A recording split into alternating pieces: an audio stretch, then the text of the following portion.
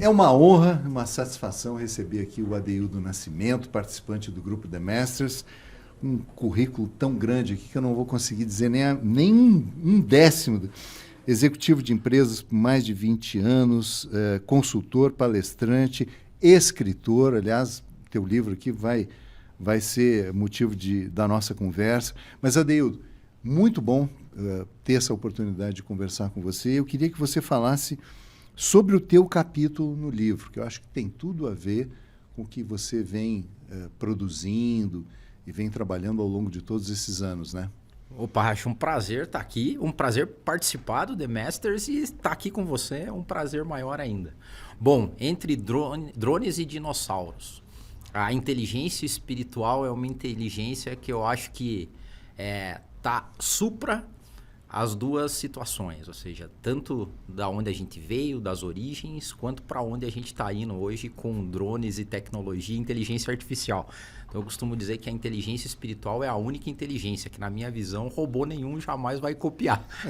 Então, a gente fala muito de inteligência emocional, né? Tem muitos autores que se debruçam sobre esse tema e que até pouco tempo atrás ainda era considerado um pensamento inovador, né?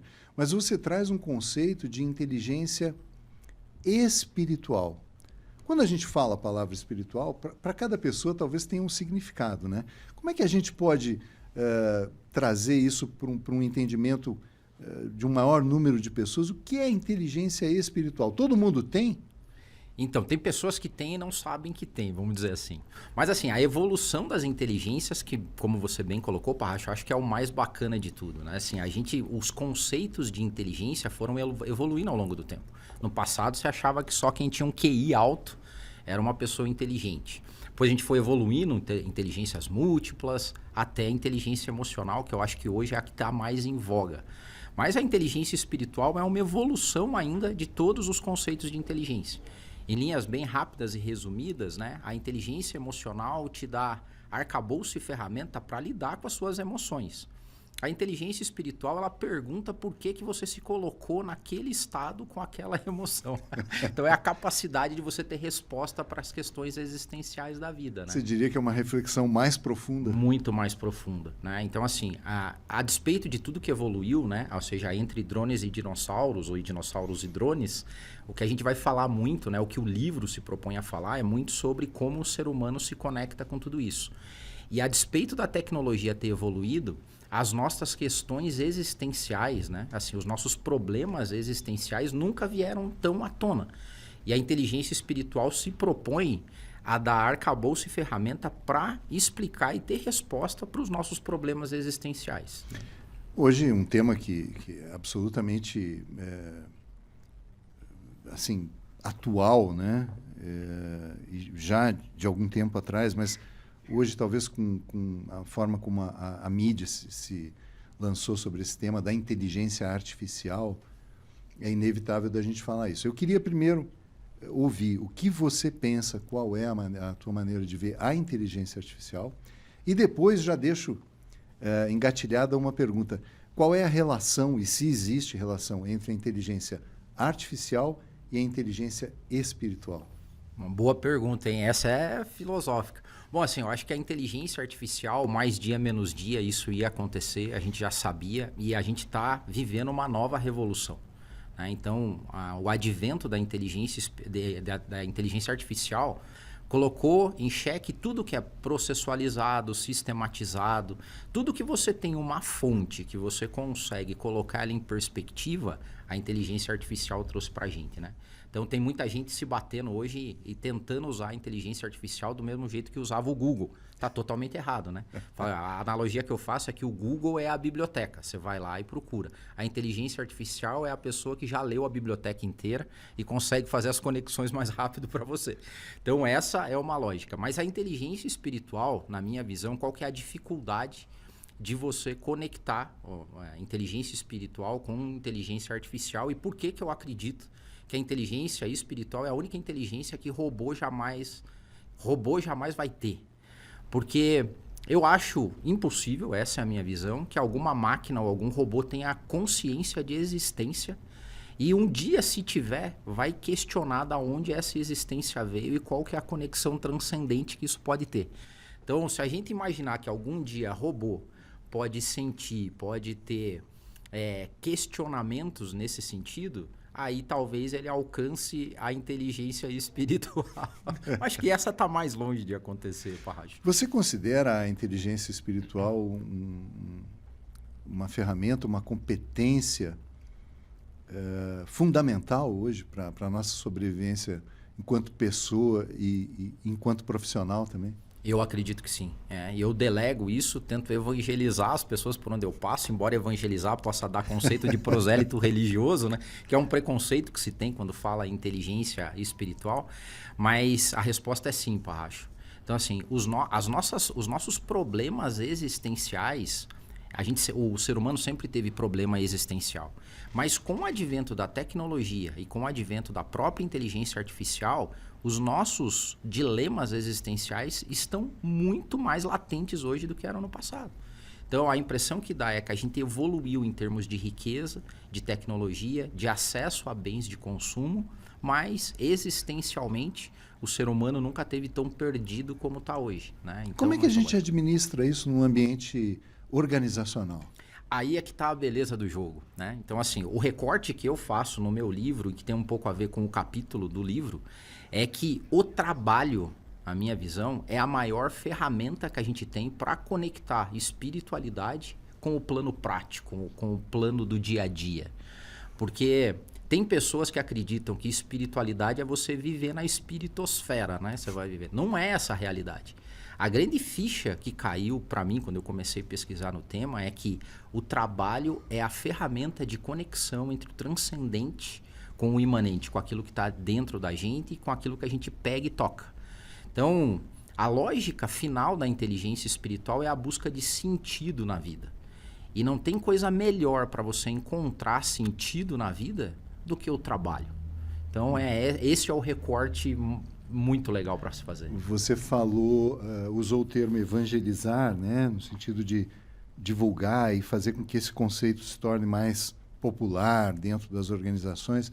Então, eu queria que você estabelecesse um pouquinho se existe paralelo ou se existe uma diferença grande quando a gente fala espiritualidade e religiosidade.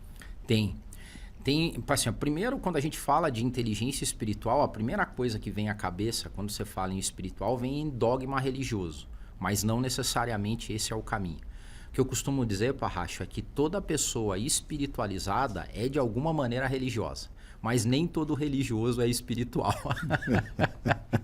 Então, assim, a lógica da espiritualidade é a lógica da transcendência, de você olhar o mundo por uma perspectiva não de dentro para fora, mas de fora para dentro. Ou seja, sabe, os problemas existenciais que a gente tem é como que o que tá lá fora está me atingindo aqui dentro. Então, encontrar respostas em uma esfera espiritual é o grande caminho da inteligência espiritual. E não significa que isso tenha a ver com dogma religioso. Tem muito preconceito nesse sentido, né? Quando você vai falar em espiritualidade, a pessoa acredita que você vai pregar alguma religião. Mas não é essa a pegada. É a não inicial, né? Num ambiente corporativo, de negócios, né, que a gente tem muitas metas, objetivos, cobranças, enfim, estágios para desenvolver e para atingir, não só de resultados financeiros, digamos, pensando assim de uma maneira mais objetiva, mas também da administração das pessoas, na gestão das pessoas, enfim, que é um grande desafio hoje nas corporações, né?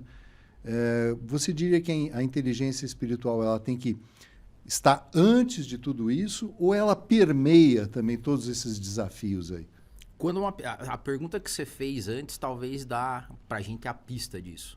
Uma pessoa que é consciente da sua inteligência espiritual, que busca isso como um foco de atenção, aí vem antes. Ou seja, o sentido da minha vida está antes de tudo isso que pode existir. A relação de trabalho, a relação com o poder, a relação de interpessoalidade, então vem antes. Mas como você tinha perguntado, tem pessoas que têm atributos de inteligência espiritual e que nem sabem que isso tem alguma conexão com espiritualidade. E como é que pode descobrir? E aí permeia.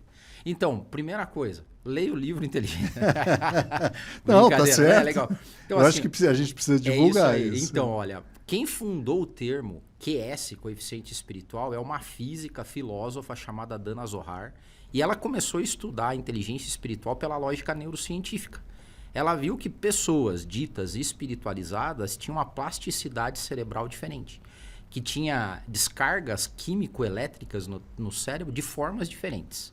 Então, quando você começa a entender o funcionamento do cérebro, você começa a ver que práticas espirituais afetam o cérebro. Então, esse é um ponto. O outro é você começar a debruçar sobre o tema, do que isso significa, e você começar a fazer as conexões daquilo que você tem na vida e que tem algum senso de espiritualidade. Quer ver um bem básico? Gratidão.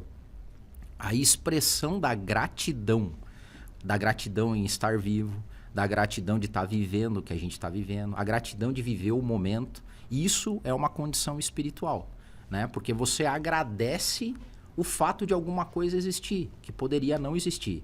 Isso é muito espiritual e as pessoas não sabem que tem a ver com espiritualidade. O religioso até sabe, porque ele acorda, faz sua reza, faz sua oração. Tem algumas práticas que levam a isso. Então são caminhos da religião que levam à espiritualidade. Mas tem gente que vive a vida agradecida, que é otimista e que isso é uma prática espiritual. Me colocaram um desafio aqui, que é tipicamente de entrevistador, de você resumir em no máximo 1 minuto o capítulo do teu livro, para quem nunca ouviu falar de inteligência espiritual, para quem nunca pensou que drones podem se tornar dinossauros e vice-versa. Bom, em 1 minuto no meu capítulo eu falo sobre a evolução da inteligência. O que é uma pessoa inteligente? Uma pessoa inteligente é aquela que tem a capacidade de entender um problema, né? Eu entendi esse problema e ofereci uma solução para ele. Pois bem, o nosso mundo é super hábil em criar problemas. Né? Então, assim, todo dia você vai conviver com um problema novo. Só que a capacidade e a beleza do ser humano é para que a partir de cada problema que surge, o ser humano cria uma inteligência para responder esse problema. E a inteligência espiritual é a inteligência que responde os problemas que a gente vive hoje. Então, leia o capítulo que vai ser bem legal. Adeildo Nascimento, muito obrigado pela tua participação nesse podcast. Desejo muito sucesso com o livro e também em todos os teus projetos, o teu trabalho aí. Para nós.